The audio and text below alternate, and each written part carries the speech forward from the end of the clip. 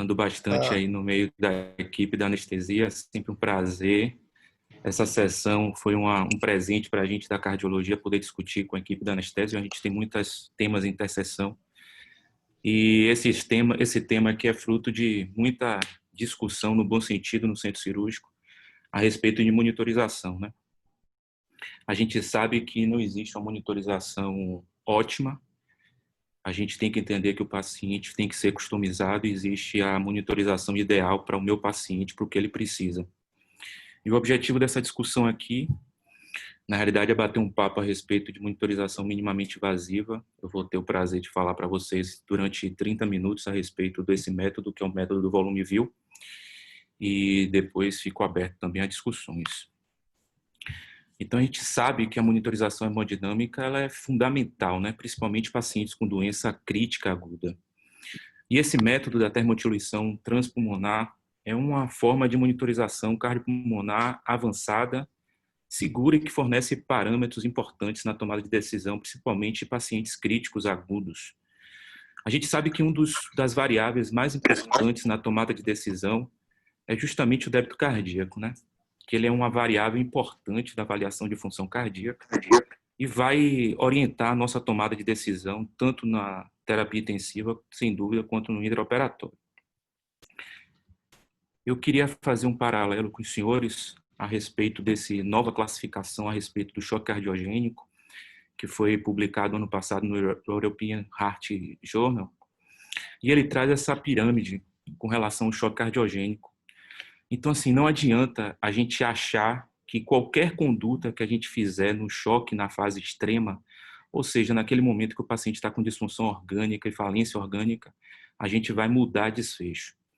O ideal é a gente atuar nas duas fases iniciais, que é na fase que a gente chama de pré-choque, que é justamente, né, tentando selecionar os pacientes sobre risco, e Vitor, na aula dele, vai poder trazer algumas coisas a respeito disso. E também durante nossa assistência ao doente, conseguir reconhecer sinais iniciais de que o paciente possa estar evoluindo com piora clínica e o que a gente chama de choque na fase inicial, que nem sempre ou quase nunca a gente vai ter alterações de marcadores de microperfusão, sendo que algumas vezes o paciente tem aquele conceito, né,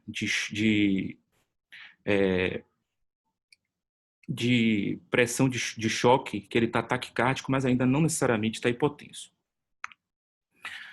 Pois bem, alguns trabalhos eles foram publicados e que trouxeram talvez uma água gelada no cateter de artéria pulmonar. Eu trago aqui para os senhores o ESCAPE Trial, que foi publicado no JAMA em 2005. Foi um trabalho de 433 doentes, principalmente pacientes com insuficiência cardíaca aguda em perfil B, e que ele avaliou o dispositivo com relação à descongestão. E os senhores podem observar que que não houve, né, mudança em nenhum desfecho, nenhum endpoint que foi avaliado, tanto de tempo, permanência no hospital ou na UTI, quanto de mortalidade. Seguido ao ESCAPE, a gente tem o PAC-Man, que foi um trabalho em pacientes em pós-operatórios cirúrgicos das mais diversas cirurgias, um trabalho no Reino Unido que envolveu aí mais de 1.000 pacientes.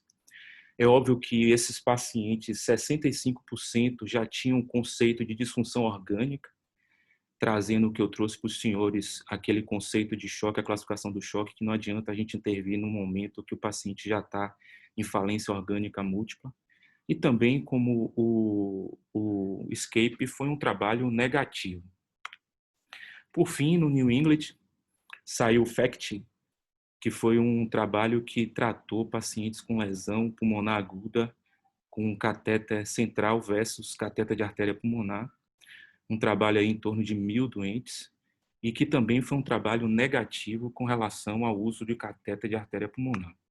E olha, os senhores, que nem do ponto de vista de pressão, uso de vasopressor, volume de fluido que esses pacientes precisaram ser reanimados, não houve diferença nas duas tomadas de decisão. Por conta disso, né, no meados da década de 90, alguns métodos começaram a surgir com relação a como monitorizar meu paciente à beira-leito. E esses métodos que eu vou trazer para os senhores, eles diferem do catéter de artéria pulmonar com relação à tecnologia para a medida de débito cardíaco. eles trazem medidas contínuas ou intermitentes, tem métodos calibrados e não calibrados, e que trazem o que se chama, né, de invasividade do doente, uma das coisas que é muito trazida no cateter de artéria pulmonar, que é com relação a o quanto invasivo é o método. Bem, se a gente fosse pensar qual seria um método de monitorização ideal, Não está dando aula, vou ter que assistir. Seria aquele método que seria não invasivo, aquele capaz de fazer uma monitorização contínua, principalmente com alta confiabilidade, reprodutibilidade e precisão, fácil uso, conforto e ausência de efeitos colaterais. É óbvio que a gente não vai conseguir nenhum método que consiga se enquadrar em todos esses preditivos aí, para a gente dizer que é um método ideal. Pois bem, o sistema de volume Vil, que é o que a gente se propõe falar um pouquinho aqui para vocês, é um sistema de termodiluição. E diferente da termodiluição através do catéter de artéria pulmonar, o soro que é injetado através do catéter central, ele além do coração direito, ele também vai para o coração esquerdo, pulmão, e através de um termistor na artéria femoral, ele consegue fazer a mensuração de alguns elementos que são fundamentais na tomada de decisão do doente crítico.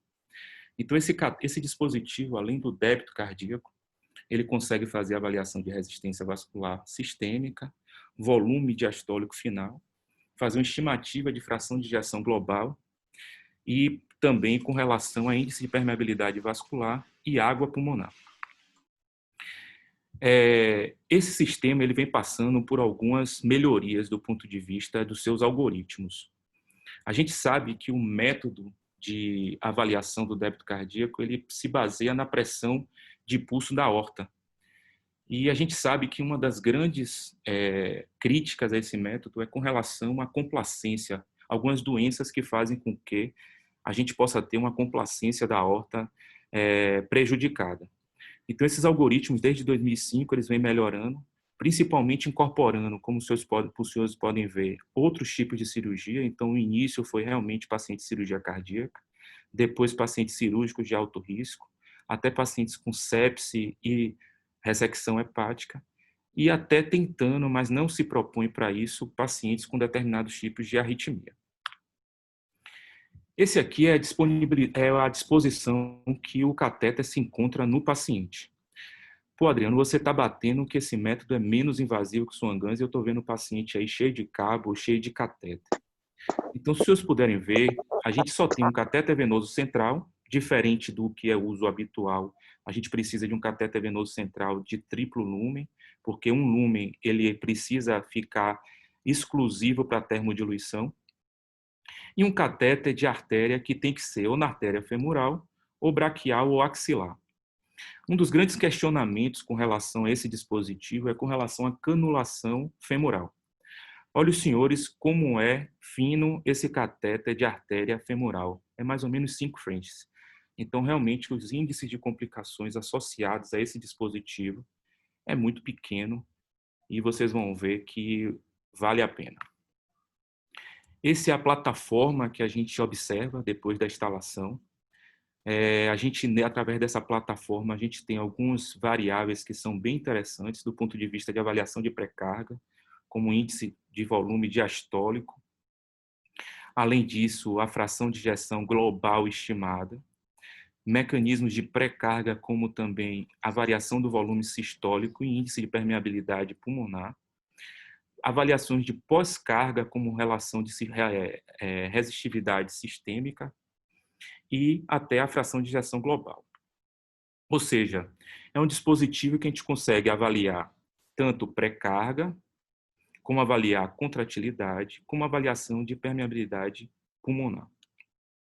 Então, essa tríade de índice cardíaco, volume diastólico e permeabilidade pulmonar, ele é importante no reconhecimento precoce de pacientes que estão hipovolêmicos, que estão com disfunção cardíaca, e vai ajudar, não tenha dúvida, com relação à titulação de fluidos terapêuticos de inotrópico e vasopressor. A gente sabe que alguns pacientes que você tem muita dificuldade em avaliar se o paciente está hipovolêmico ou não está hipovolêmico, esse índice de permeabilidade vascular ele vai ajudar, principalmente pacientes com sepse, lesão pulmonar aguda, síndrome de desconforto respiratório, pacientes com cirurgia de grande porte e prolongada, pacientes com múltiplas transfusões, transplantados ou até grandes queimados. A literatura fala que o índice de volume diastólico e o índice, o volume torácico total, ele é um preditor de pré-carga melhor do que pressão de capilar, e foi mostrado em pacientes de alto risco, com disfunção, pacientes com pancreatite e até com hemorragia subaracnoide.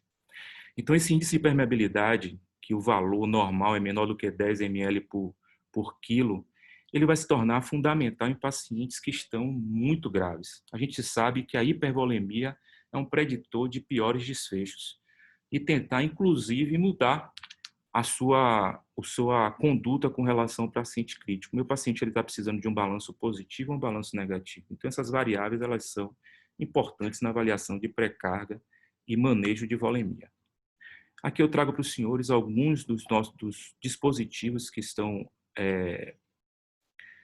disponíveis, né? Alguns calibrados, e aqui o EV1000 que eu mostrei para os senhores, que é muito parecido com o método de pico, muda basicamente com relação à termodiluição, aqui é lídico e aqui é um soro gelado. E aqui o lídico plus ele não utiliza a termodiluição transpulmonar, ele avalia só a curva de pressão, Bem, vantagens e desvantagens como qualquer método de monitorização. Como eu falei para vocês, nossa monitorização ela tem que ser customizada, não adianta querer achar que um monitor ou que um método ele vai servir para todos os fatores. Então, sem dúvida, esse método ele perde um pouquinho, principalmente em quem? Pacientes com embolia, com ressecção pulmonar, pacientes que têm grandes derrame pleural, pensar em pacientes com arritmia, pacientes com necessidade de dispositivos implantáveis, e lembrar também que essas avaliações de pré-carga, ou seja, o índice de volume global, e ele é um índice que ele não especifica se eu estou falando do lado direito ou do lado esquerdo. Talvez aí seja o grande indicativo dos Swan-Ganz aí na prática clínica, são pacientes com hipertensão pulmonar e disfunção de VD. E lembrar que a variação de volume sistólico, esses pacientes eles não são indicados em paciente de ventilação espontânea. Então, assim, o que é que nós temos na literatura tentando aí ajudar a gente no manejo desses dispositivos? Esse é um trabalho que foi publicado no Intensive Care Medicine, comparou catéter de artéria pulmonar com termodiluição, pacientes em choque séptico ou sepse grave, um número limitado de pacientes, não tenha dúvida, mas o grande objetivo aqui foi avaliar a concordância do índice cardíaco através dessas duas estratégicas. Veja os senhores que quando se compara a artéria pulmonar com o volume VIL, a gente vê que você tem um índice aí de índice Bayes, ou seja, um índice de erro em torno de 0,68, mostrando através, né, das termodiluições que você tem uma boa correlação entre os dois métodos. Da mesma forma, quando você faz uma regressão linear, mostrando que os dois métodos eles são muito parecidos e fazendo com que esses autores, né, concluam que o catéter de volume VIL ou de termodiluição transpulmonar ele seja realmente muito consistente com relação ao catéter de artéria pulmonar. Aqui ele sugere, inclusive, que seja levemente melhor. Claro que tem todos os seus vieses, né, de estudos pequenos e unicêntricos. Aqui um outro artigo que tentou avaliar pacientes com instabilidade hemodinâmica e também avaliou o catéter de artéria pulmonar com a termodiluição transpulmonar. Veja os senhores que também um número de pacientes, em torno de 24 pacientes, mas a grande maioria pacientes de cirurgia cardíaca combinada ou cirurgia apenas de revascularização. E da mesma forma que o outro trabalho, eles mostraram aí uma concordância nesses pacientes com instabilidade hemodinâmica com relação os métodos de avaliação de termodiluição transpulmonar com relação ao catéter de artéria pulmonar. Aqui eu trago para os senhores alguns estudos randomizados e algumas meta-análises com relação ao que se é feito quando a gente fala de terapia guiada por metas e veja os senhores quais são as grandes ferramentas utilizadas nesses estudos para a mensuração de seus desfechos. Ou o eco esofágico, ou o catéter de débito cardíaco, seja ele o FlowTrack, ou até o Pico Plus. Eu trouxe para os senhores esse trabalho, que é um trabalho brasileiro, foi uma tese de mestrado do Osama lá no INCOR, que ele avaliou pacientes em cirurgia cardíaca, um trabalho prospectivo, unicêntrico, mas pacientes que eles avaliaram a terapia guiada por metas através desse dispositivo de termodiluição transpulmonar. Os pacientes que eram enquadrados para essa técnica, esses pacientes não poderiam estar usando uma dose de aminas maior do que 1 micrograma, e óbvio, como eu falei para os senhores, não pode estar usando balão intra-aórtico e nem tem insuficiência aórtica, porque são critérios que vão interferir na medição desse dispositivo.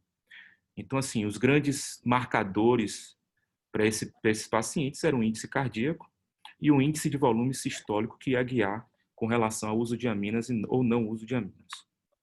Esse trabalho eles avaliaram como desfecho primário, complicações graves, e quando eles falam de complicações graves, além de mortalidade, eles incluíram síndrome de baixo débito, isquemia, AVC, insuficiência renal, infecção e reoperação. E como objetivo secundário, além desses desfechos do desfecho primário, eles avaliaram uso de drogas inotrópicas, tempo de internação em UTI e tempo de uso de vasopressor. Vejo, senhores, que eles pegaram uma amostra em torno de 120 pacientes. Foi um estudo positivo com relação ao uso desse dispositivo na terapia guiada por meta, porém com seu desfecho positivo, principalmente através de 2 marcadores. Um, infecção, e o outro com relação à síndrome de baixo débito, que houve uma significância bastante significativa. E o que é importante também que esse trabalho traz para a gente? Diferente do que a gente acha, os pacientes que usaram essa termodiluição transpulmonar, eles foram mais hidratados do que o grupo controle.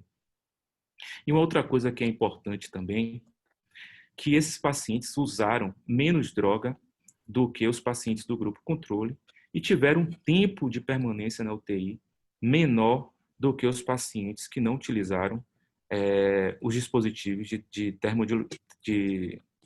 termodiluição transpulmonar. Essa foi uma mensagem que eu gostei muito de quando a gente está estudando monitorização.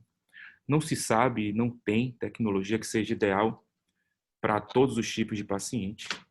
A escolha da monitorização ela tem que ser customizada, depende principalmente de disponibilidade, conhecimento, familiaridade. Não adianta a gente colocar dispositivos que quem esteja do outro lado não consiga enxergar ou traduzir, porque isso, na prática, não vai ter nenhum tipo de benefício.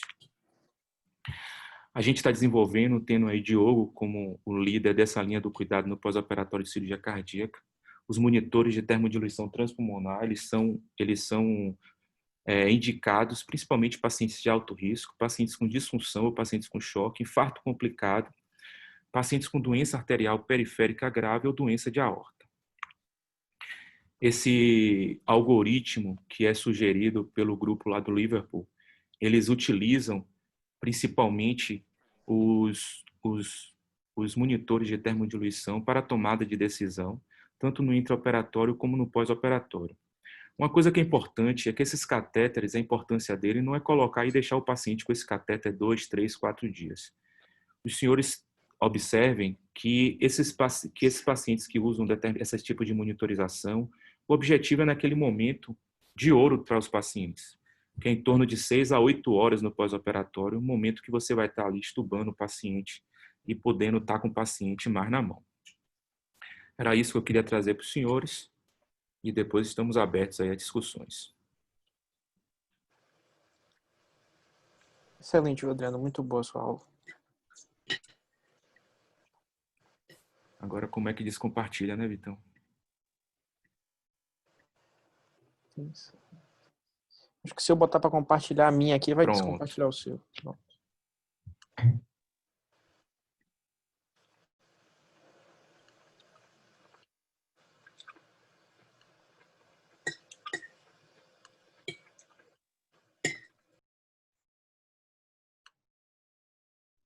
Começou do final.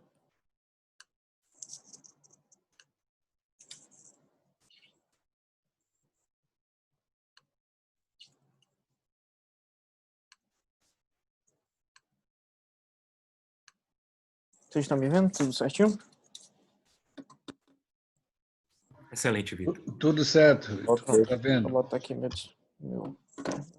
Então, boa noite. Coube a mim apresentar a monitorização minimamente invasiva, um contra.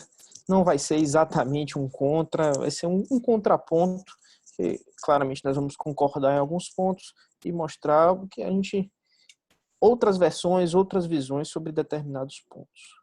Meu nome é Vitor Sampaio, alguns podem não me conhecer, sou anestesista do São Rafael. Em alguns momentos eu vou falar de dispositivos, vou falar de dinheiro, então não tenho nenhum conflito de interesse para essa apresentação. Eu vou começar falando sobre a monitorização de cirurgias não cardíacas, que ficou bem interessante, que é uma parte muito do anestesista, que é interessante que vocês que fazem pós-operatório da gente muito frequentemente entendam qual é o nosso raciocínio, no que a gente se baseia para decidir a monitorização. Falar um pouco sobre a acurácia e a limitação dos métodos minimamente invasivos, que a Adriano já falou muito bem. Explanar um pouco sobre o uso do catéter de artéria pulmonar, em que momento usar, que paciente a gente acredita que se beneficia e a nossa rotina de monitorização nas cirurgias cardíacas. Então, monitorização em cirurgia não cardíaca. A gente tem um consenso da Sociedade Brasileira de Anestesia que estabelece para a gente as diretrizes que devem ser seguidas e se vocês repararem lá na nossa ficha pré-anestésica, todos os pacientes eles são classificados conforme esse gráfico, onde a gente tem aqui no eixo Y o risco cirúrgico, então as cirurgias de grande porte, as cirurgias de alto risco perioperatório estão do lado de cima e as cirurgias de risco menor embaixo. No eixo X, a gente tem o risco pré-operatório do paciente, os riscos inerentes às doenças de base, as limitações funcionais. Nessa diretriz, ele ainda ajuda a gente a determinar se o paciente deve ir para a UTI no pós-operatório e o grau de invasividade da nossa monitorização. Só a título de exemplificar aqui, ele traz uma tabela com as principais cirurgias que estão relacionadas com alto risco cirúrgico. Então, nós temos aqui a cirurgia do trato gastrointestinal e cirurgias oncológicas, que acabam sendo o protótipo das cirurgias que estudam esse manejo de fluido perioperatório, as estratégias de monitorização perioperatória, porque são cirurgias que estão muito sensíveis a complicações que estão atreladas ao manejo de fluidos, à reposição volêmica.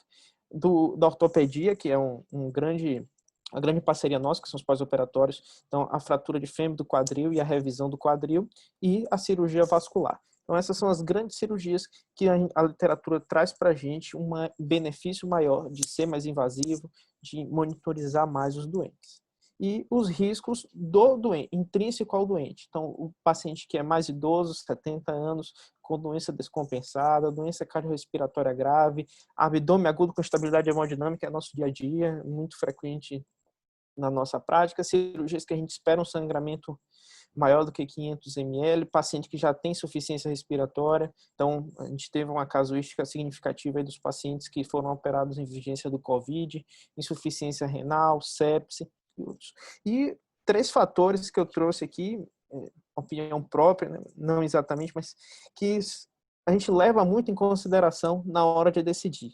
A técnica cirúrgica, técnica anestésica e o cirurgião, que é um fator mais subjetivo. Grande exemplo, a gente estava até conversando aqui antes de começar, foi o paciente de hoje da RTU de próstata, onde a associação entre a técnica cirúrgica e a técnica anestésica mudou completamente a nossa visão.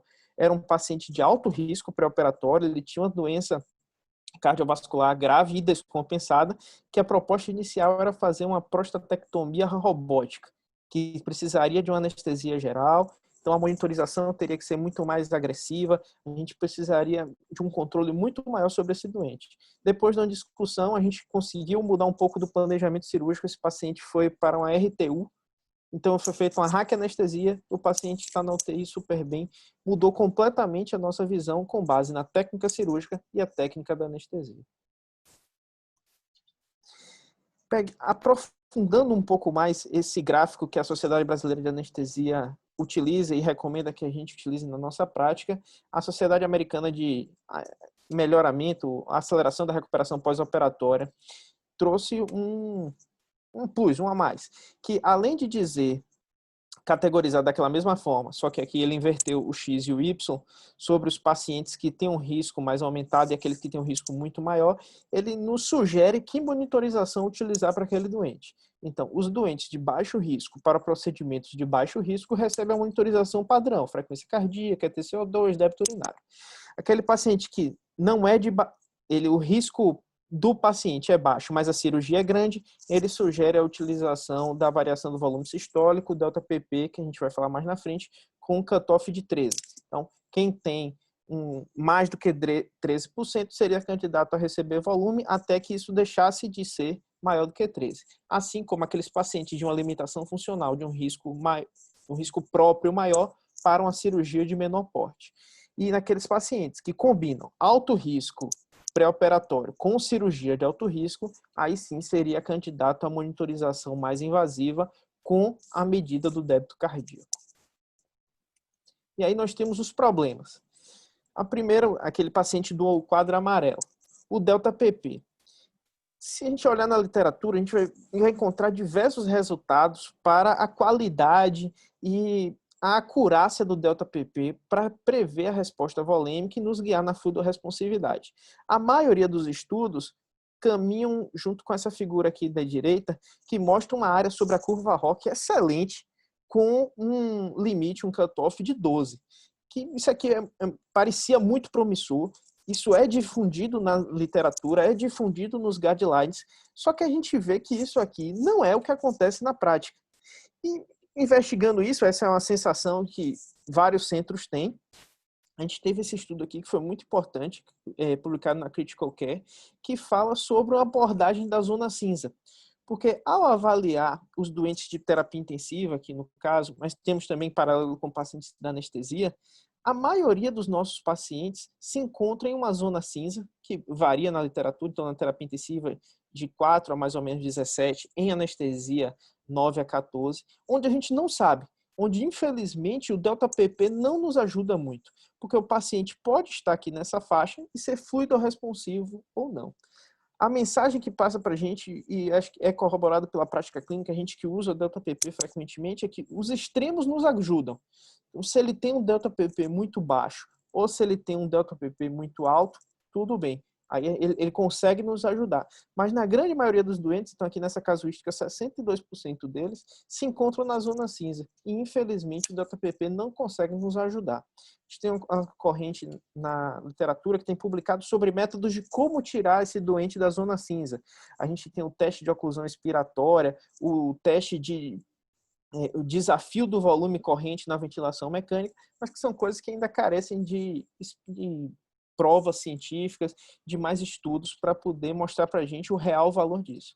A verdade é que o delta PP, infelizmente, só ajuda nos extremos. Na grande maioria dos doentes, no mundo real, ele não ajuda. O outro ponto é a utilização do débito cardíaco para guiar a nossa monitorização. Esse é um estudo bem interessante, ele é conhecido como estudo Optimize 1, foi publicado no JAMA, uma revista de alto impacto, e que ele usou de artifícios que eu pessoalmente se considero inadequados. Ele teve um estudo negativo, como vocês podem ver aqui, passou do 1, então não foi estatisticamente significante a redução de complicações.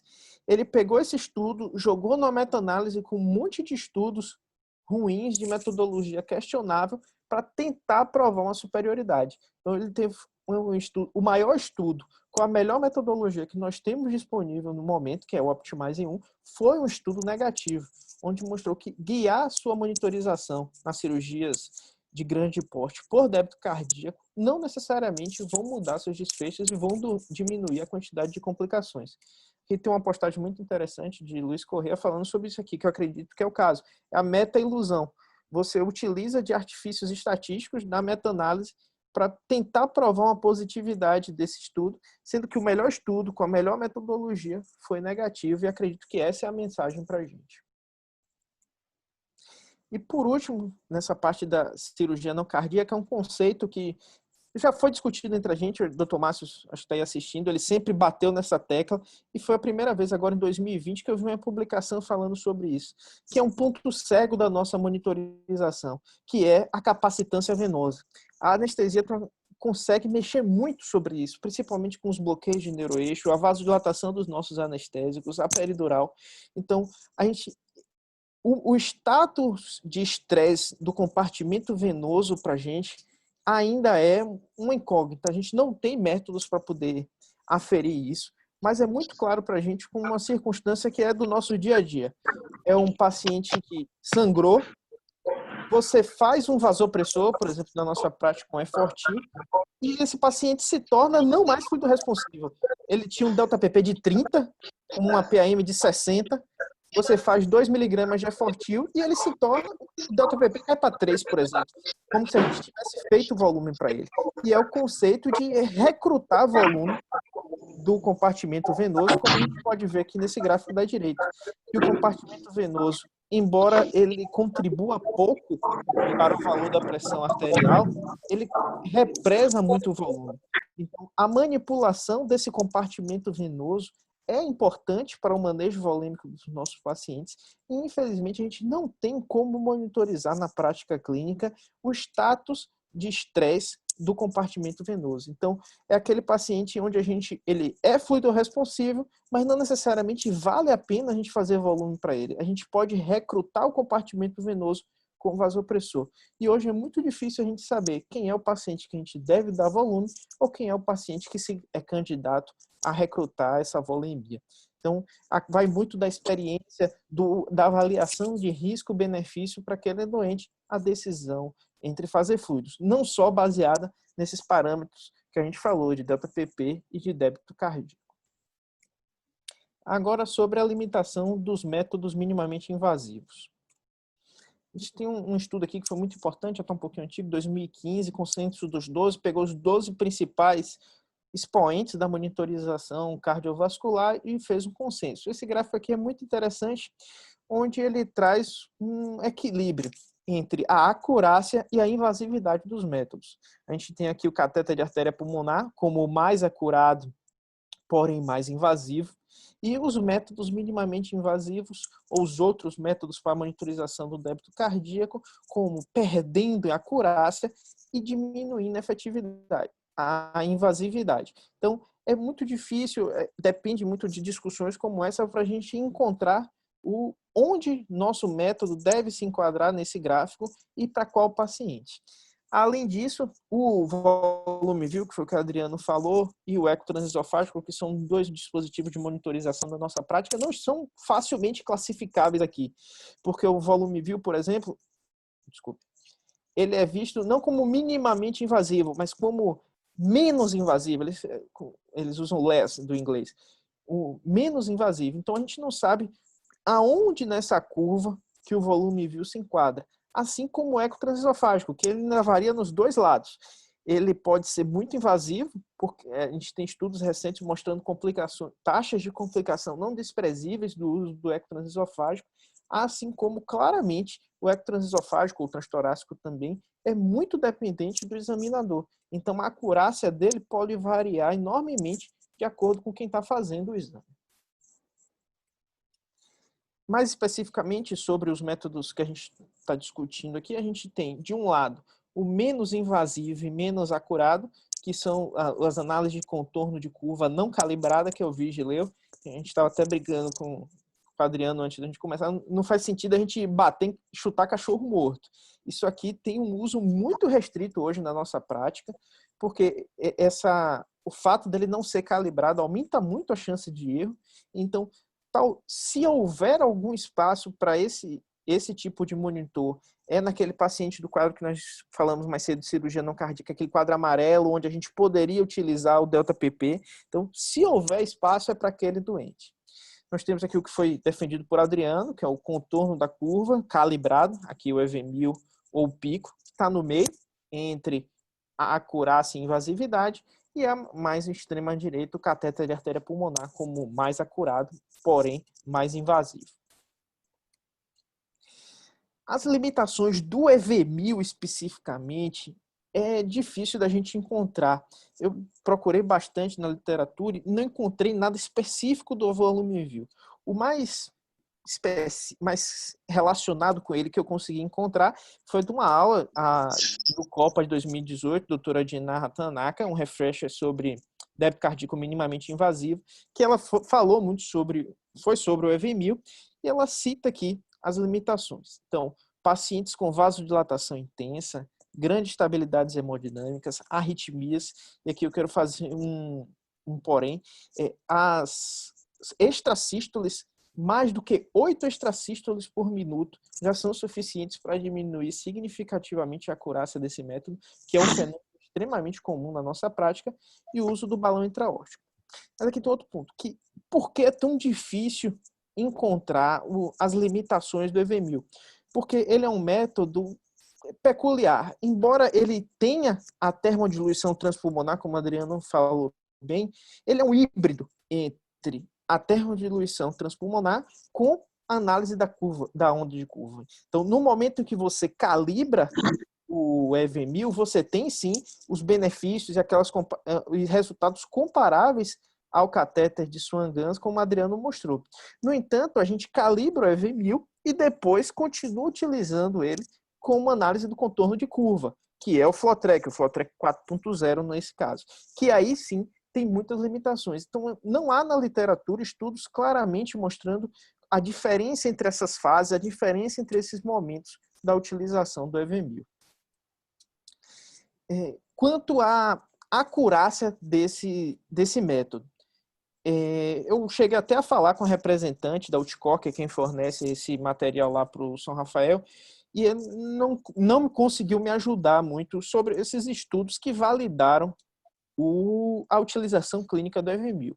O que eu encontrei foi esse estudo aqui, publicado na British Journal em 2013, mas ele foi publicado concomitantemente também na Critical Care, que faz a comparação e que fez a validação desse método para a prática.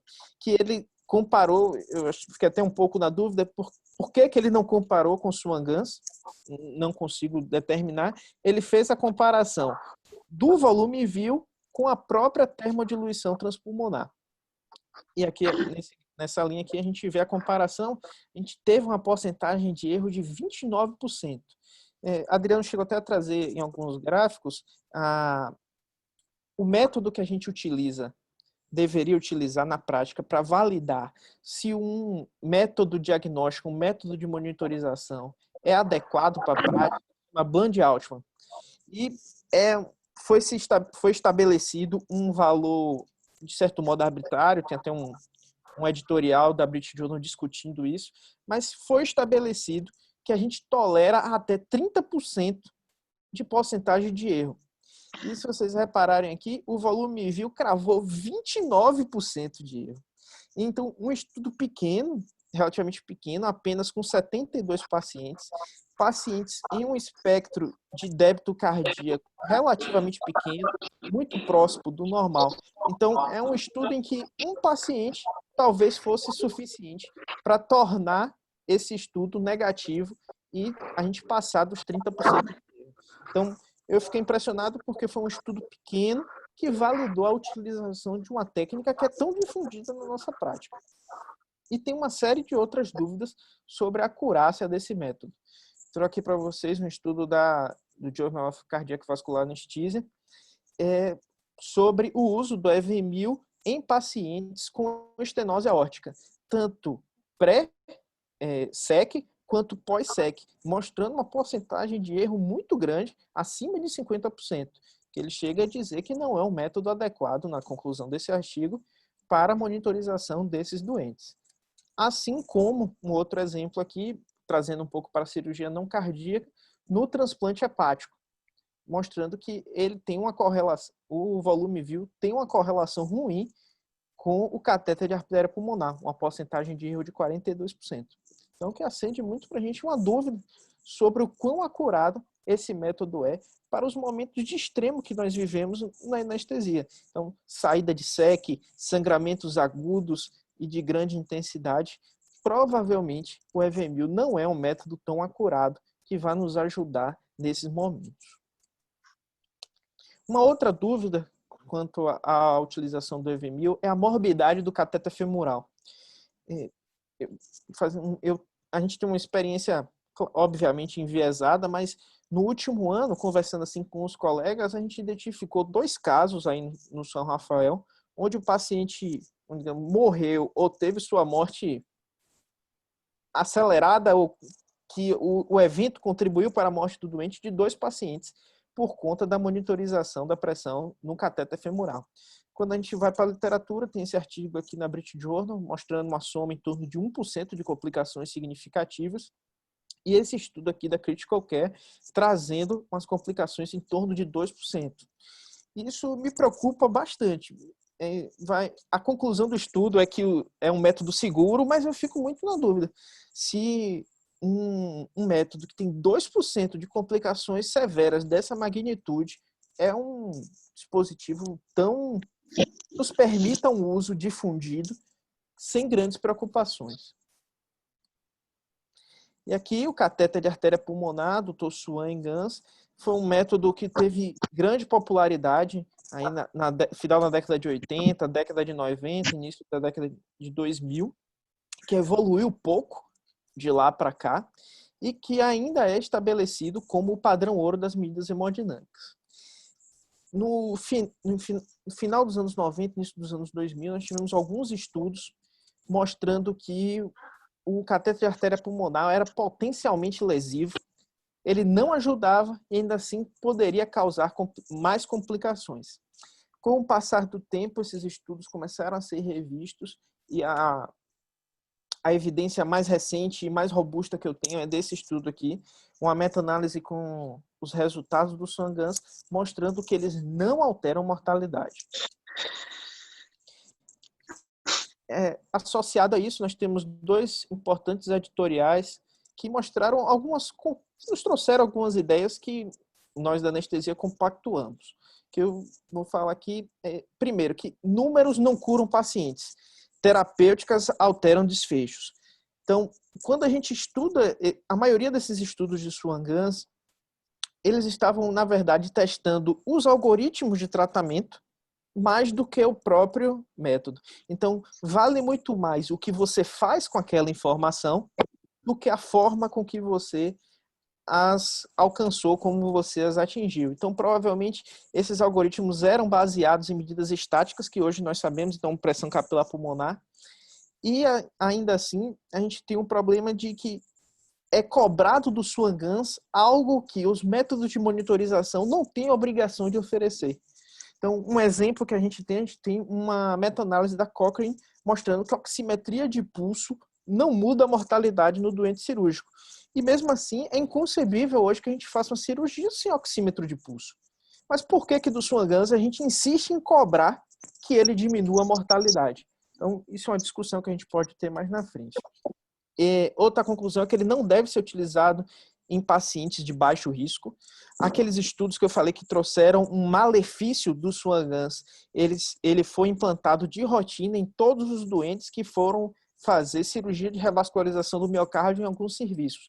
Isso é uma conduta inadequada. A gente sabe que não deve ser assim e que sempre que a gente utiliza de forma difundida um método, as complicações vão aparecer, enquanto os benefícios vão ficar cada vez menores, comparado quando a gente utiliza em indivíduos específicos de alto risco. E ele ainda é o padrão de referência de referência das medidas hemodinâmicas. Porque, como a gente viu, os métodos minimamente invasivos têm uma série de limitações que são comuns na nossa prática. Então, quando a gente está diante de um doente que a gente precisa da monitorização hemodinâmica avançada, que a gente precisa do débito cardíaco, e ele se enquadra nas limitações do débito minimamente invasivo, a gente deve sim lançar a mão dos métodos invasivos, que no caso é o Swan Ganz ou o eco transesofágico, como a gente vai falar mais na frente. O mau uso do Swan Ganz, ele pode ser interpretado como uma espiral de coisas erradas, uma sequência de condutas inadequadas, levando a condutas potencialmente lesivas. Então, a primeira coisa é uma seleção incorreta do doente. Como a gente viu, não deve ser utilizado em doentes de baixo risco, apenas naquele doente de alto risco, em que a monitorização minimamente invasiva não deve ser utilizada, ou ela é inacurada, ou não é viável, como a gente vai discutir. A gente tem que as complicações e esse possível aumento de mortalidade, aumento de complicações, estão mais na inserção do catéter do que no seu uso. Então, não é tão diferente de acessos vasculares que a gente faz, um acesso venoso central. Ou, por exemplo, no transplante de fígado, onde a gente passa de rotina o introdutor, o introdutor 7,5 French, não só como pela possibilidade de Swan-Ganz, como para a utilização de reposição volêmica vigorosa e transfusão sanguínea. As medidas inacuradas e a interpretação inadequada são diretamente relacionados a programas de educação continuada e a forma com que os serviços estabelecem as suas rotinas e os seus protocolos. Antes de começar a aula aqui, estava conversando com o Carlos Tavares, que a gente precisa difundir mais o conhecimento sobre o método de Swan-Ganz, porque assim que a geração dele, que foi a geração do Swan-Ganz e dos colegas, deixarem de atuar, a gente vai perder esse conhecimento, porque as novas gerações, eu me enquadro, né, os anestesistas mais novos, os intensivistas mais novos, não viveram Swan-Ganz.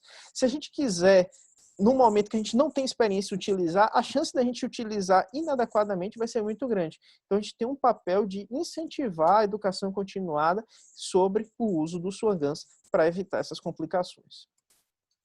Aqui, rapidamente, sobre monitorização e cirurgia cardíaca, que a gente tem um parêntese. O eco transesofágico hoje é classe 1 de recomendação para a maioria dos procedimentos. Então, forçando um pouco aí, eu desconheço uma saída de SEC que a gente não tenha distúrbios hemodinâmicos graves. Então, quase sempre o Swan-Ganz, o eco transesofágico vai nos ajudar e tem uma indicação precisa para os doentes da cirurgia cardíaca. Sempre que possível, na minha opinião, deve ser utilizado. Ainda assim, a gente tem uma evidência 2A também para cirurgias não cardíacas de grande porte. O catéter de artéria pulmonar, ele disputa um pouco com o eco, na minha opinião, disputa perdida. O eco transesofágico, ele traz informações, em boa parte das vezes, semelhantes ao catéter de artéria pulmonar, em outros superior. A diferença é que o catéter de artéria pulmonar ele tem uma velocidade de avaliação muito maior e não depende do operador, que é muito interessante para a cirurgia cardíaca, porque é um momento onde o anestesista tem diversas tarefas a executar. Ele precisa fazer a protamina, precisa corrigir coagulação, precisa mexer no ventilador mecânico. Então, a utilização da ecocardiografia transesofágica frequentemente requer um outro anestesista somente para poder fazer isso. E boa parte dos serviços não tem essa capacidade.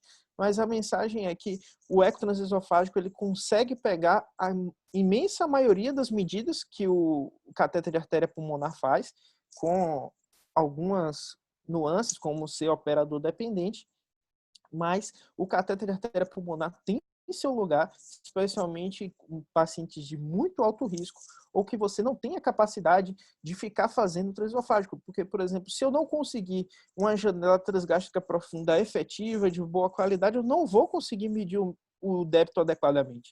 Então, talvez esse seja também uma outra indicação do catéter de artéria pulmonar, quando o eco transesofágico não consegue nos fornecer essas informações.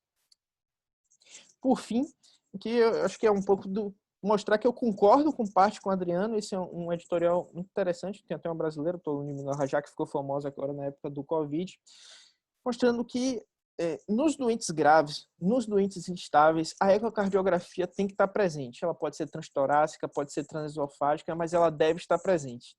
Porém, no cenário da terapia intensiva, não é viável a gente manter uma sonda de transesofágico 8 horas, 12 horas do doente, e frequentemente também não é viável ou não se tem janela para ficar fazendo eco transtorácico nesse doente o tempo todo. O plantão já tem outros doentes, às vezes você tem vários doentes graves. Então, infelizmente, a terapia intensiva não tem o benefício que a anestesia tem dessa proporção 1 para 1 que a gente pode ficar lá o tempo todo fazendo eco.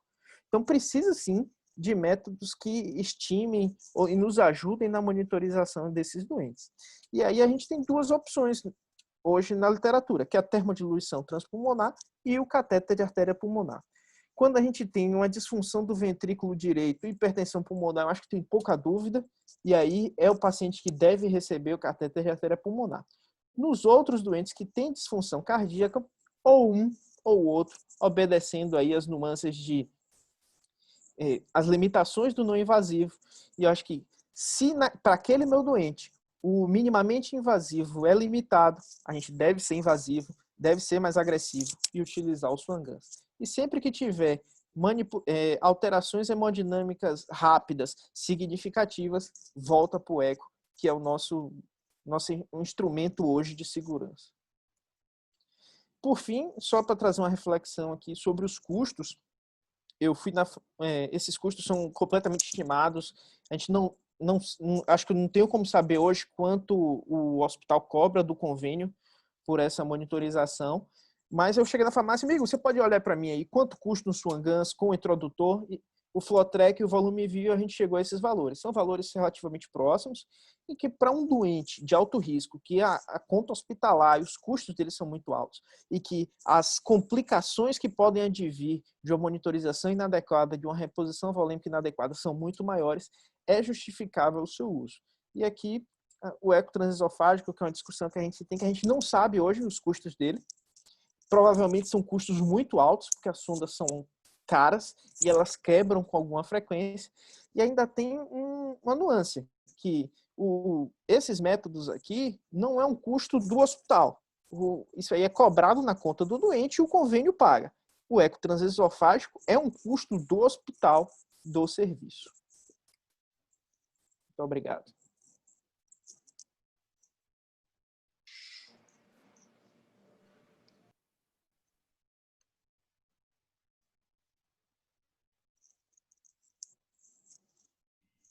Eu acho que a gente pode abrir para perguntas, questionamentos. O homem da monitorização aí, a Jota.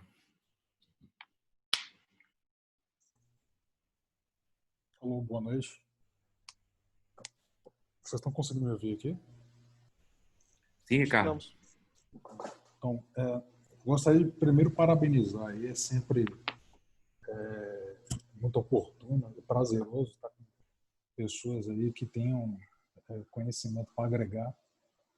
Então, tanto ao Adriano quanto ao Vitor, meus parabéns aí. Obrigado por estar aqui assistindo vocês e consolidando o conhecimento. Na verdade, eu só queria fazer, talvez, alguns comentários, até para gerar algumas reflexões com relação à questão de onde foi que surgiu a ideia da monitorização minimamente invasiva, ou a monitorização não invasiva, como a gente tem aí em alguns centros. Todos esses métodos eles foram derivados do catéter de artéria pulmonar. Quando foi exposto aí pelos dois apresentadores com relação aos trabalhos que mostraram que não havia benefício no uso e que em alguns momentos até se questionava o risco de você estar utilizando pelo potencial malefício que poderia trazer, baseado em estudos observacionais, o catéter de artéria pulmonar ele foi aos poucos sendo sepultado. Só que o que se observou é que ao longo desses anos ele veio ganhando mais força a ponto de já com novas tecnologias a gente tem hoje, por exemplo, o Hemosfir, que ainda não está disponível em grandes centros ainda do Brasil, mas certamente logo estará sendo incorporado aí ao arsenal diagnóstico. Então ele traz justamente a ressuscitação do catéter de artéria pulmonar. E por que isso aconteceu? Isso aconteceu porque não foi comprovado o malefício. E se a gente pegar os estudos, os trials que utilizaram o catéter de artéria pulmonar, nós vamos ver que a população foi uma população selecionada, onde a quantidade, o percentual de pacientes críticos que estavam presentes naqueles estudos era muito pequeno. O FACT, por exemplo, tinha um percentual muito desprezível para você condenar o uso em pacientes de alta complexidade e alta gravidade. Além disso, a gente observou que esses métodos minimamente invasivos ou não invasivos, em determinados momentos, eles perdiam a acurácia, não conseguiam se tornar uma alternativa ao catéter de artéria pulmonar. Então, o que eu quero, na verdade, deixar com esse pensamento é que o método de escolha ele vai passar por uma série de considerações, não só qual a peculiaridade do paciente, qual o tipo da monitorização, qual o momento de você estar utilizando, mas também vai levar em consideração, como foi exposto aí, a habilidade para interpretar os valores, as variáveis hemodinâmicas, para que você possa tomar uma melhor decisão e que isso mude o desfecho. Porque o que a gente quer é justamente o melhor desfecho para o paciente. Né? E é importante seguir um protocolo. Tá? Então, às vezes a gente condena um método de monitorização e o desfecho é desfavorável, mas há aí uma série de variáveis que precisam ser levadas em consideração. Então, como eu falei, você tem que avaliar qual é o doente que você está tratando, qual o tipo de método que você tem disponível para monitorizá-lo, se o momento que você está utilizando está sendo um momento adequado, se você está seguindo o protocolo que está sendo estabelecido e se você está sabendo interpretar. No FACT, 50% dos médicos que estavam ali manejando não sabiam nem interpretar. E o desfecho foi negativo.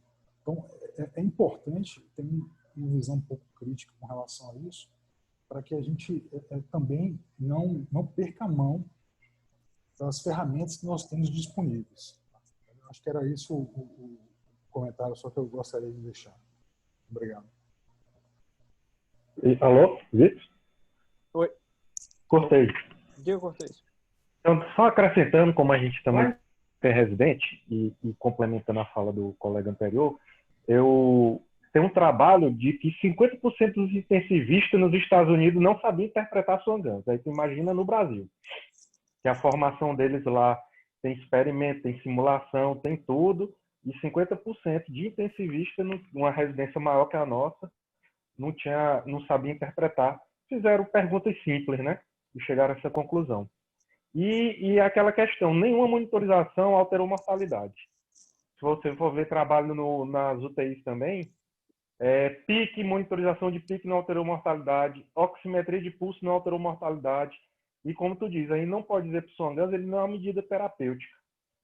Para ser bem mais claro para o residente, é a mesma coisa da gente pegar um eletro, o paciente está suprado e a gente não fizer nada. O que o eletro mudou no paciente? Não vai mudar se ainda tomar uma conduta adequada. E é isso que a gente tem que interpretar. Swan-Ganz, eu acho que não tem dúvida. No cara que tem uma disfunção de VD, uma hipertensão pulmonar, para os residentes aí souberem, não tem dúvida da sua utilidade. A gente não tem dúvida de que ele vai ter utilidade e é importante. Só que nós somos dessa geração, eu, você, de que está perdendo a mão porque teve um boom de uso exagerado e a gente sabe que quando tem um uso exagerado, o risco ultrapassa o benefício. Em qualquer monitorização, em qualquer método, em qualquer tratamento, isso acontece. Principalmente a monitorização invasiva. E depois veio aquele que todo mundo condenava, chamava até da cobra amarela, para dizer a periculosidade do Swan-Ganz. E aí eu ainda vi alguma coisa de Swan-Ganz, estudei, porque também trabalhei em UTI um tempo, mas hoje em dia nossas gerações, assim, a gente está tendo eco e Swan-Ganz a gente não está vendo mais. Não sabe como passar, não tem a segurança de passar, de poder interpretar. E eu já vi algumas complicações em UTI disso. O cara confiou demais no método não invasivo, que na época era moda, essa época aí que aconteceu. O ecocardiografista estava afirmando que não, velho, não desmama a dobuta porque o índice está assim. E o colega num pós-operatório cardíaco, não, mas no EV1000, não me lembro qual era a monitorização, tá tanto. Aí desmamou e o paciente parou na cadeira. O paciente estava sentado no pós-operatório, tinha sido estubado em 2 horas. Então, é isso que a gente tem que entender. Se o Swan-Ganz tem um erro de 17%, 15%, algumas estatísticas, e tem lugar que diz que o EV1000 tem 40% em cima do que foi calculado do Swan-Ganz. Então, é quantos por cento de variabilidade? Então, a gente tem que entender todo um contexto clínico, como tem trabalho também que mostra que na anestesia você está do lado do paciente, tendo uma gasometria, tendo uma PAM, interpretando bem o paciente, tem o mesmo resultado de um cara que segue o protocolo de olho fechado, sem interpretar tanto, seguindo o delta-TP naqueles que têm condição de ser interpretado, né? Então, a gente tem que voltar mesmo, tem que pensar que monitorização é um complemento, que a gente tem que ficar do lado do doente, acompanhar, e a partir daí ver se nosso paciente se encaixa naquela situação e não o contrário. A gente encontrar, o paciente tem que se encaixar no meu artigo, tem que se encaixar na minha monitorização, que eu quero, entendeu? Então é isso que eu queria passar para vocês. E parabéns pela apresentação, foi muito bom. Obrigado, Cortez. O Carlos estava com a mão levantada ali. Seguindo nessa esteira de entendimento, esse é um momento muito bom, essa reunião, porque nós tratamos aqui de dois ambientes distintos e completamente interagidos. O centro cirúrgico, na pessoa do anestesista, e a UTI, em nome de uma equipe. Para um anestesista, ele tem apenas um paciente. Nada supera um Swan-Ganz.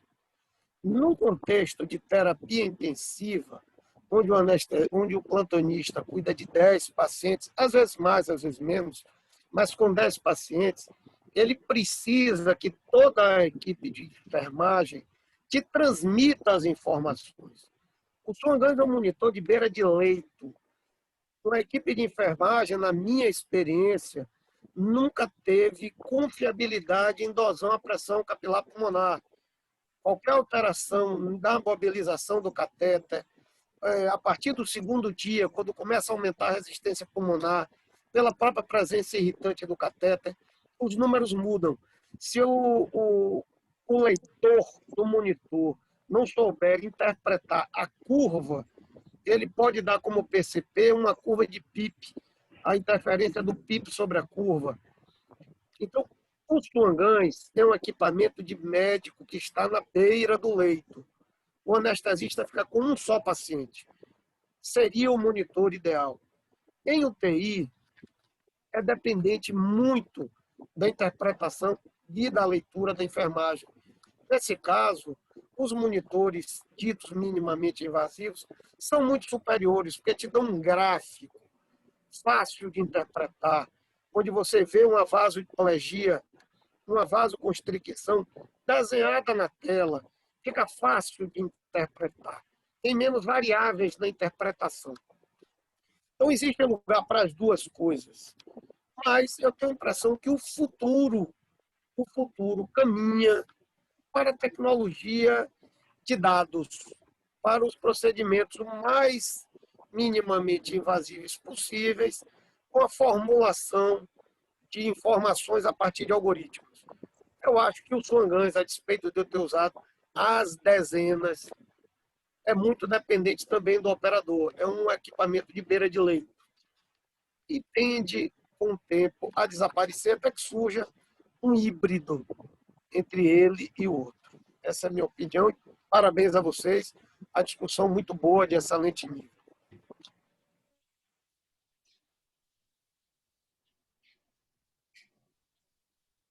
Ei, Vitor, doutor Carlos, só complementando o doutor Carlos, sobre essa ideia dele, ano passado, o ASA mostrou justamente um algoritmo da Edwards, que você vai de 0 a 100, e quando ele está acima de 90, o paciente tem uma chance altíssima dos próximos 5 minutos de fazer uma hipotensão, né?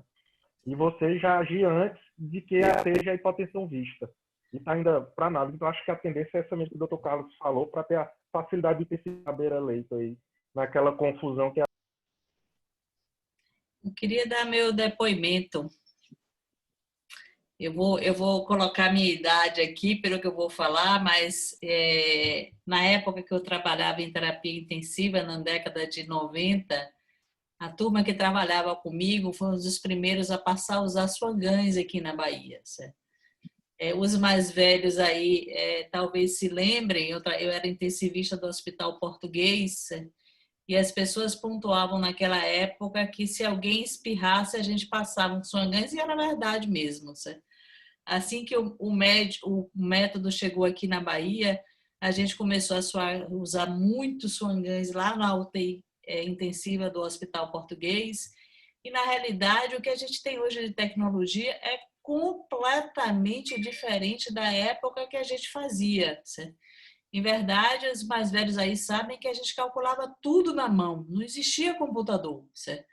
Então, todos os índices e todos os dados que o Swan Ganz dava na época, a enfermagem lá fazia o que tinha que fazer e a gente ficava quase 20 minutos calculando os índices que o catéter podia nos oferecer. E nessa época, antes mesmo do avanço tecnológico, que começou os estudos de Swan Ganz. E a grande maioria de nós, na realidade, não sabia interpretar mesmo, porque não tinha experiência em terapia intensiva. Eram poucos intensivistas que chegaram ao mundo, que conheciam e tinham habilidade suficiente para interpretar os dados do catéter. E na época a gente tinha essa mesma interpretação que foi dada aí por Cortez. Na realidade, as pessoas utilizavam como um instrumento salvador de vidas, quando ele é pura e simplesmente um instrumento diagnóstico, certo? Na época não existia nenhuma outra forma mais de monitorização e as coisas foram progredindo aí. E, em verdade, eu acho, eu ao contrário de Carlos, eu não acho que o Swan Ganz vai perder espaço. A não ser que com a tecnologia aí que surge aí, eles consigam colocar um catéter de artéria pulmonar numa tecnologia que hoje já seja existente. Vai ser uma coisa a mais, mas não necessariamente irá mudar. Porque para a cardiologia, o Swan Ganz ele tem indicação muito, digamos assim, preconizada. A gente não vai usar Swan Ganz em todos os pacientes, mas vai ter aqueles pacientes que a melhor monitorização que a gente vai ter é o catéter de Swan Ganz. Então, eu acho que, na minha concepção, o que vai ocorrer é uma série de métodos aí trabalhando de forma conjunta, o eco, os sistemas de monitorização hoje com o uso de algoritmos específicos, os sistemas minimamente invasivos e o catéter de artéria pulmonar, e cada um deles sendo utilizado no momento específico, certo? Eu não creio, como foi pontuado aí anteriormente, de que a complicação seja um fator que vai deixar a gente de usar isso. Se a gente for olhar, a taxa de complicação de catéter de Soros é bastante semelhante à taxa de complicação que foi dita aí em relação aos catéteres que a gente usa para monitores invasivos. Na realidade, o que a gente tem que pensar é que atualmente, e como o Adriano pontuou na aula dele, a gente sabe que existem diferentes estágios de choque e a gente sabe que quanto mais precoce a gente atua num paciente com choque, mais rápido, ou então a melhor resposta eu terei. Isso ainda não tem nenhum dado específico relacionado a isso, mas a gente acha que muito brevemente, provavelmente daqui a uns 2, 3 anos, porque os estudos já estão ocorrendo aí, a gente vai ter algum tipo de resposta específica. Na realidade, é um campo aberto, mas quem trabalha diretamente com terapia intensiva, e acho que vocês anestesistas que estão ali com o doente na mão o tempo inteiro, nada melhor do que a gente dispor de uma monitorização que a gente saiba efetivamente como é que as coisas estão ocorrendo, do que ficar no empirismo e na base do empirismo acabar acontecendo alguma coisa meio inadequada, né? Na minha concepção, eu não levo os estudos aqui apresentados como estudos que a gente deve repercutir na prática atual. Claro que a gente não vai passar monitores invasivos ou Swan Ganz ou o que quer que seja em todos os doentes, mas até aqueles doentes que realmente irão necessitar. E eu acho que é um comum acordo aí de todo mundo. Adriana, deixa eu só fazer uma... Diga, Jorge. Então, Márcia vai me perdoar, porque eu também vou revelar minha idade, mas eu era interno, viu, Márcia? Quando a gente anotava na mão, viu? Como residente, eu já peguei o Vigilância 1, que o computador já dava. Vou meter essa indiscrição aí. Mas a diferença tem 3 anos, 4 talvez. Mas vamos lá. Carlos foi muito preciso quando ele falou com relação à efetividade da coleta dos dados, né? Eu fui residente de Carlos lá na terapia intensiva e eu via realmente, depois de uma coisa que me marcou, a incapacidade das pessoas de medirem adequadamente a pressão capilar pulmonar. Independente de discutir o mérito do valor estático ou não, mas a coleta do dado é sempre muito mal administrada, a começar pelo posicionamento do catéter, como já foi bem colocado aí. E o hiperencunhamento é muito comum, então às vezes a coleta é muito inadequada. Essa coisa dos métodos, Adriano, foram muito felizes, porque deram nome aos bois, né? Na verdade, quando a gente fala em minimamente invasivo, a gente está falando especificamente daquela forma que não é calibrada, grosso modo, né? Então, o volume vivo ele é um meio caminho disso aí. Acho que as pessoas precisam entender que existe o volume vivo, é um método que ele é de termodilição transpulmonar, mas que ele, uma vez calibrado na primeira medida, mais adiante ele só vai fazer a curva pelo contorno de pulso, por uma fórmula com coeficiente de variância que a gente desconhece e que o fabricante mantém guardado ainda pelos 20 anos do direito autoral. Então, a gente não sabe que variável matemática é essa que ele usa, e essa variável a gente sabe que falha em condições de resistência periférica alterada, ou muito para baixo ou muito para cima, como a gente já discutiu isso. Então, aí talvez é o grande viés aí desses métodos. Uma outra coisa que as pessoas, que eu já vi arguições sobre isso, e editoriais também, questionando a validade dos Swan-Ganz, pela medida. Mas o Swan-Ganz hoje faz apenas medidas estáticas, né? Olha, o Swan-Ganz tem 17 medidas, entre diretas e indiretas, e cada uma dessas medidas, até o shunt pulmonar, o coeficiente de shunt, o Swan-Ganz mede, transporte de oxigênio, consumo de oxigênio, diferença válvula arterial. Então, tudo isso tem um valor singular que nenhum outro monitor pode dar. Mas, quando a gente fala em variabilidade, como a gente fala de stroke volume, o Swan-Ganz não dá o stroke volume, que então não dá responsividade a fluido. Mas as pessoas esquecem ou desconhecem que a responsividade a fluido, na verdade, também tem como padrão ouro o cateter Swan-Ganz, né? Que é fazer uma alíquota de volume e ter uma variação para cima de 15% do débito cardíaco. E nenhum outro método é tão eficaz para ver se é responsivo a fluido ou não, do que um mini desafio volêmico com 100 a 200 ml numa veia central, que distende logo o átrio e o ventrículo. E se você tiver um rendimento de mais do que 15% do débito cardíaco, medido de forma intermitente ou contínua, você tem ali melhor do que o stroke volume variation, que deriva disso aí, né? Então, um outro argumento que mostra que o Swan-Ganz ainda contém as principais informações, né? Com relação à segurança também, eu acho que nenhum desses métodos, até mesmo com relação à segurança e malefícios, eu acho que a gente tem mais robustez da literatura para indicar a segurança do Swan-Ganz do que, por exemplo, do volume vivo, do pico ou do lítico, né? Mas quero parabenizar aí a todos pelo nível da discussão, pelo resultado que a gente colhe disso aí, que pacientes mais complexos merecem monitores mais complexos, né? E mais conhecimento de fisiologia para poder interpretar os dados, né? Então, é isso que o Swan-Ganz força um pouco a barra, porque não é um método, não é um nome unitário, a partir do qual você vai dar ou não dar volume, colocar ou não inotrópico, né? Tem uma série de outras informações importantes. Quanto mais complexo a monitorização. Parabéns a todos aí, tanto a Vitor quanto a Adriano, pelo nível da discussão. Okay. Boa noite. Estão me ouvindo? Perfeito, Diogão. Eu queria parabenizar você, Adriano, e a Vitor pelas excelentes apresentações. Eu acho que os colegas já pontuaram muito bem sobre a importância dos Swan-Ganz. Eu não sou tão velho, eu sou da geração nova atual, mas tive a oportunidade de conviver muito com Chamou de velho, viu, Jorge? Já me reparou, né? Já viu, né, Márcio? Já viu, né? Donos da sabedoria. Donos da sabedoria. Defendeu a chefe, não foi, Diogo? Professora. Gostei. É isso aí. Valeu. Mas tive a oportunidade de conviver muito também por ter formação no centro transplantador, e todo centro transplantador tem uma cultura muito grande de Swan-Ganz. Então, é rotina em alguns centros o uso do Swan-Ganz, e era esse o caso.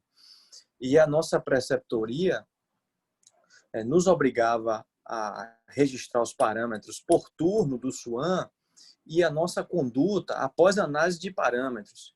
E isso nos forçava a raciocinar do benefício desse dispositivo estar presente. E aí eu também trago para Vitor esse dado, até porque a segurança e as complicações estão muito associadas à longa permanência desses dispositivos e o fato de você deixá-los por comodidade da equipe sem qualquer mudança em relação à intervenção.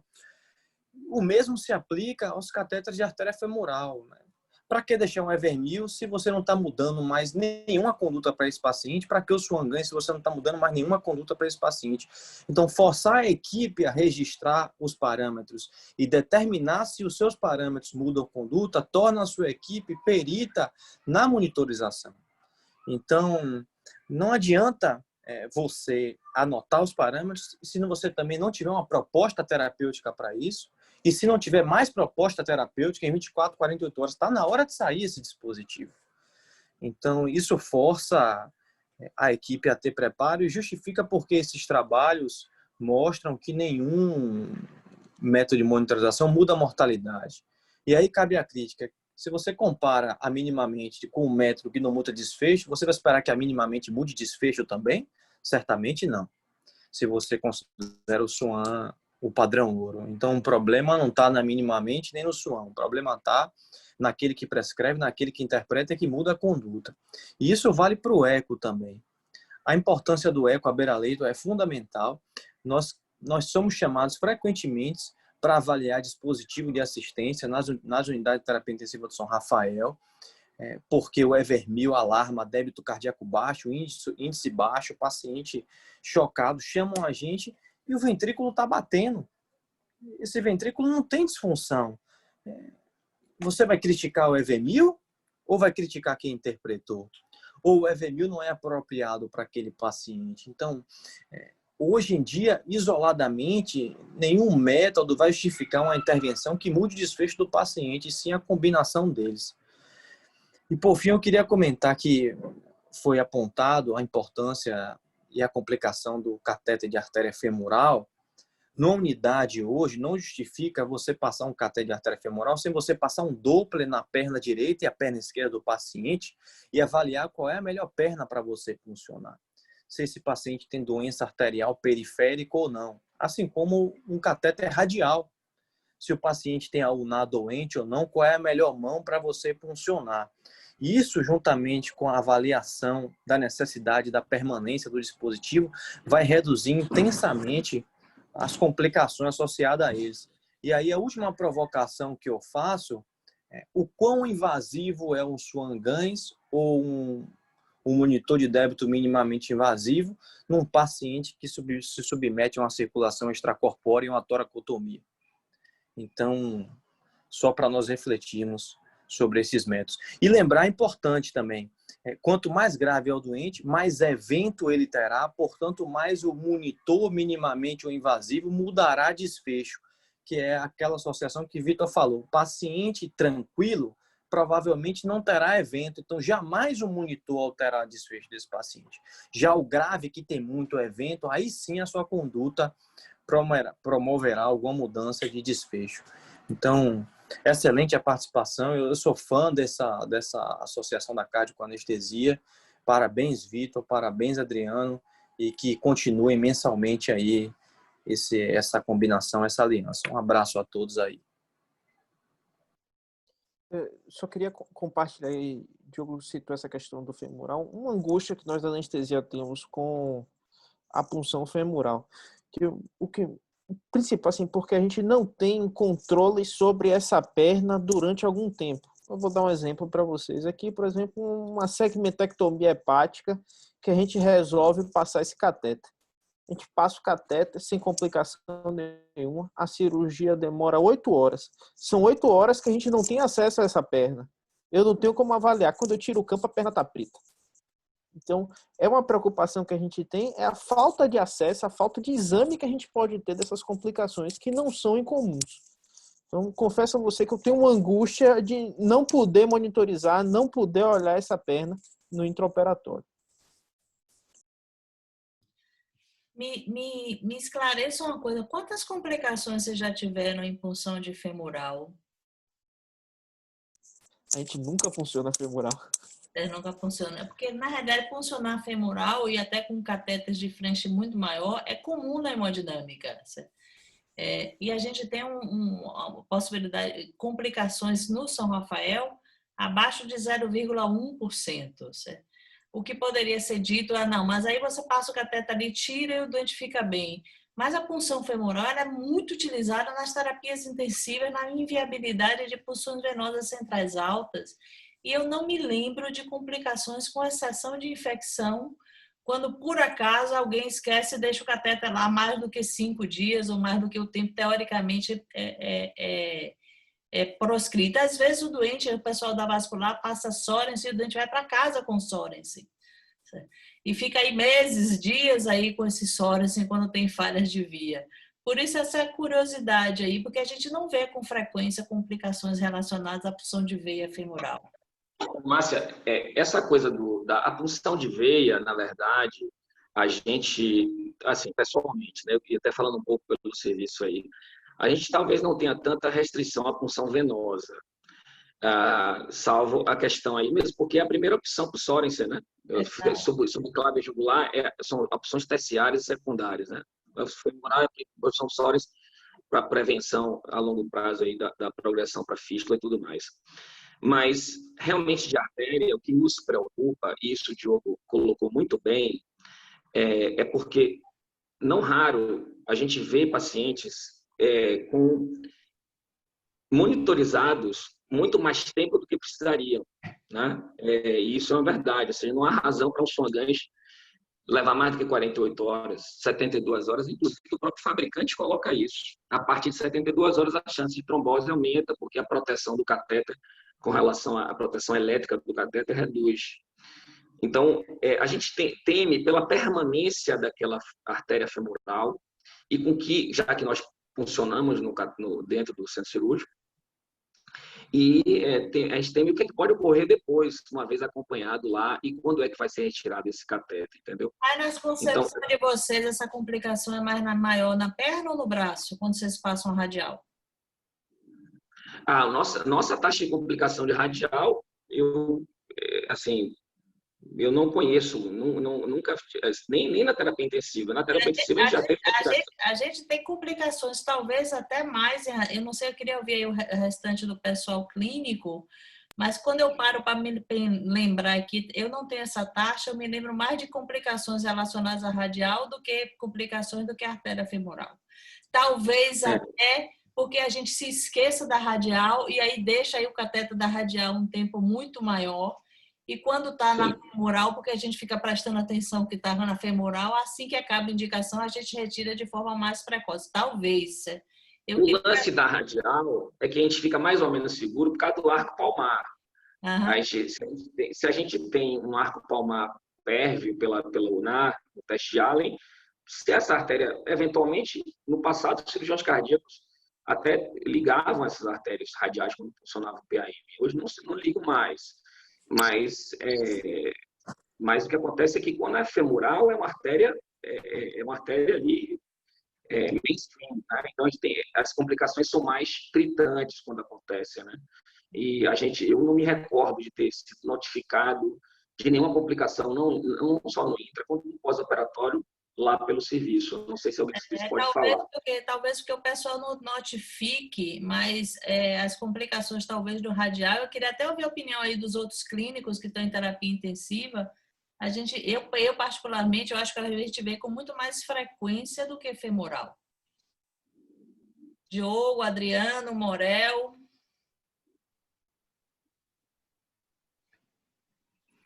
Os pacientes têm vieses, né, doutora Márcia, muito graves.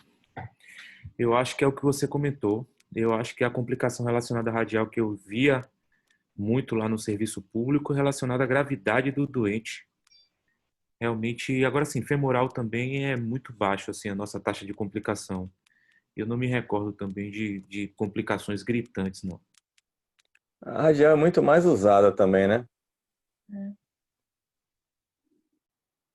Assim, os compêndios de medicina intensiva e ainda recomendo como opção inicial, né, para monitorização, até mesmo pela preocupação de infecção na região pleural, que é até a orientação do CDC com relação a catéter venoso central, por exemplo, que seria abandonar essa prática porque como um bundle de prevenção de infecção associada a catéter. Agora, sim, a não ser que tenha, eu desconheço se houve alguma coisa mais recente a esse respeito. Mas a artéria radial... Deixa eu só dar um adendo também. Assim, eu tive uma experiência, não. Quando eu estava estagiando em São Paulo, no INCOL, eu fui lá no INCA, né?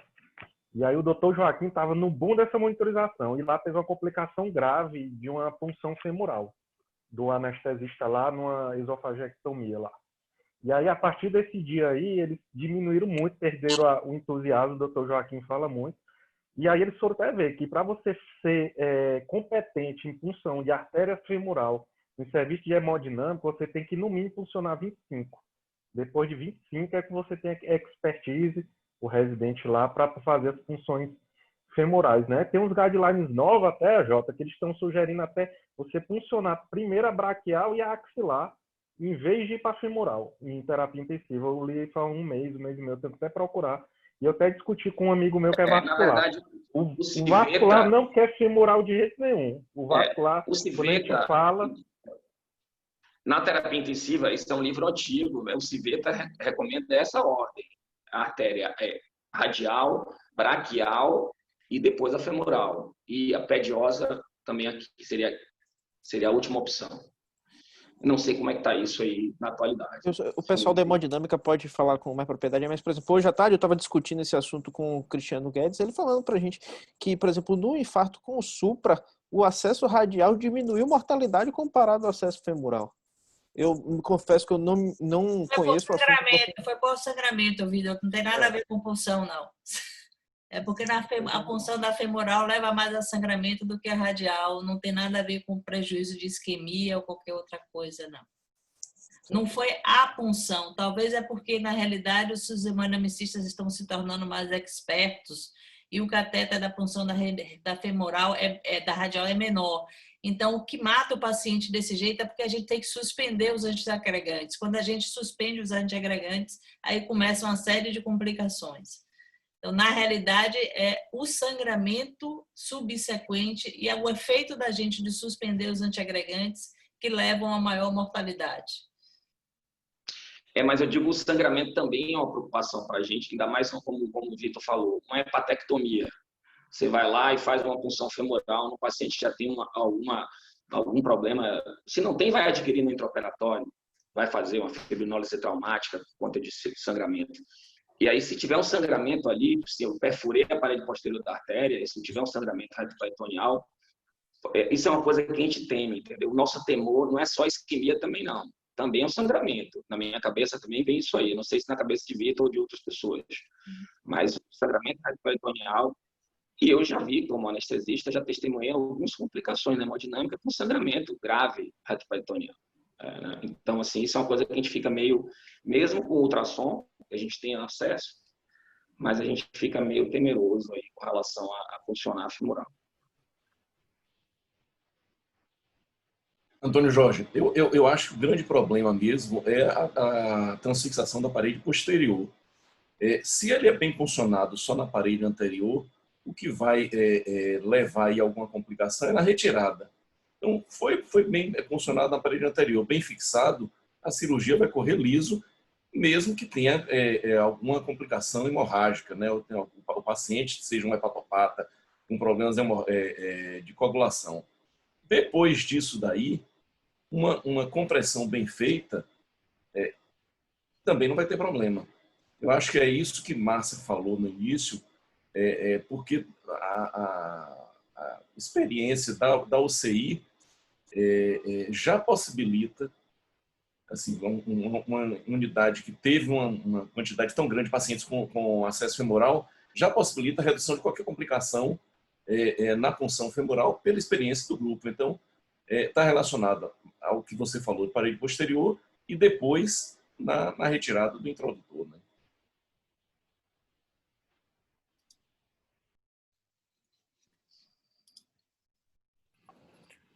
Nery, só complementando aí o que o Nery falou, realmente concordo.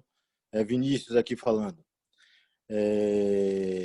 Realmente, quando a gente está lidando lá na sala de hemodinâmica com a punção femoral, a gente ainda, Nery pode confirmar isso, a gente ainda tem algumas coisas que a gente pode usar que quem está na terapia intensiva, às vezes, não tem essa facilidade que a gente tem, que é a radioscopia, né? Então a gente funciona muitas vezes guiado por escopia, né? Então a cabeça do fêmur ajuda a gente nessa punção e aí a gente consegue evitar uma punção muito alta, né? No sentido de puncionar acima da epigástrica inferior, né? Que aí você tem uma chance maior de sangramento para reto peritônio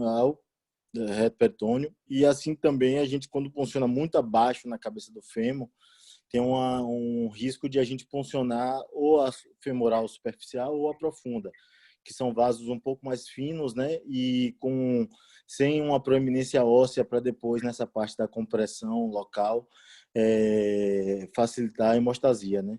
Então, a gente, lá na hemodinâmica, tem essa facilidade. Hoje em dia, com ultrassom, para guiar a punção da femoral, a gente consegue também localizar bem essa questão de que Nery puxou aí da parede anterior, você consegue visualizar bem pelo ultrassom e você correndo o probe, você consegue diferenciar bem a bifurcação. Então, você funcionando um pouquinho mais acima do que a bifurcação, sem subir demais, você evita o reto peritônio, né, sangramento para reto peritônio, e um pouco mais abaixo, você evitando a parte mais de baixo, você evita puncionar a femoral superficial ou profunda. Mas aí realmente a beira-leito a técnica fica um pouco mais limitada e aí a gente tem que parabenizar vocês aí que funcionam sem muitas complicações. Realmente a femoral deixa a gente um pouco mais preocupado em relação ao radial para o cateterismo. Aí tem as outras complicações relacionadas a um cateter de mais longa permanência, né? Com certeza.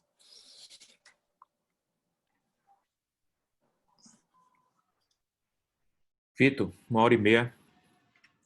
Beleza, concordo. Muito obrigado a presença de todos.